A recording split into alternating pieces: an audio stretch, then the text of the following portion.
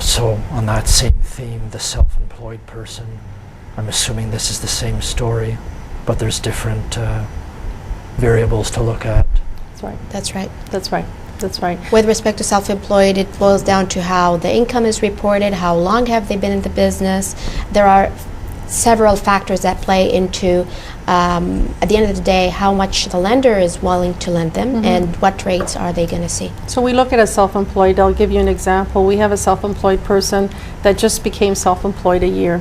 The mandate in any bank is that you have to be self-employed for 2 years or more in order for you to fall under that self-employed. So with us, what we do is we work with individuals and say, okay, you are now self-employed. What was your past employment? Same line of work? You have track record of the same line of work that you did 3-4 years, and now you became self-employed.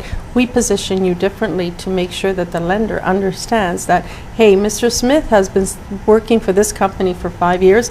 Now he's become self-employed, and Mr. Smith has this track record, which makes it much simpler in the future to get borrowing potential. So are people looked at more like a business?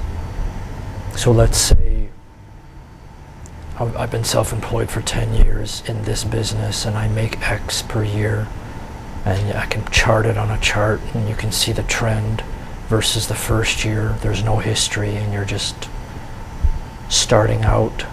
Or if there's a hybrid where you worked and then you went on your own, but there's a kind of continuity, that's all factored in.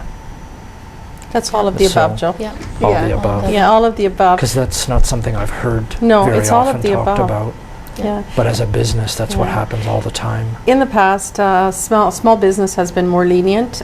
Small business, you could just put a number. Now we're looking at a lot of tools and a lot of researches. You can go on the websites and you can check out with, let's say, CMHC or Genworth, the norms of the industry. So, for example, a person like yourself that is a consultant, a financial advisor, we look at the norm that you could be making. So you can't say you're making let's say, you can't say you're making 200,000. But the norm in your industry could be 100, 110. So we will use that norm. But also we look at what your gross business income was or what your past income was. And that gives us an indicator of how, it's like in any investment, it's past performance to future performance, right? Yeah. And there are two ways typically with a self-employed client. There is what's called a stated income product and actual or conventional lending. And under conventional lending, we would go with whatever the client reported on their notice of assessment in terms of income. But if someone has, let's say, a corporation and the corporation reports a gross income, and then after they upload the expenses, the net is significantly lower, and then they pay themselves even a lower amount at the personal level, then we know that in their line of business, they do this much money, although at the personal level, they're reporting a much smaller amount.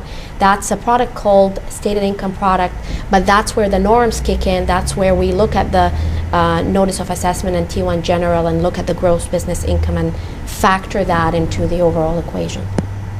So it's more like how much do you actually make Yeah. from everywhere as opposed to here's a line item and if it's not there, Exactly. too bad. Because the small business industry has been looked at differently, where they think a small business person will have the likelihood of losing their home more than a person that's employed, which we personally don't.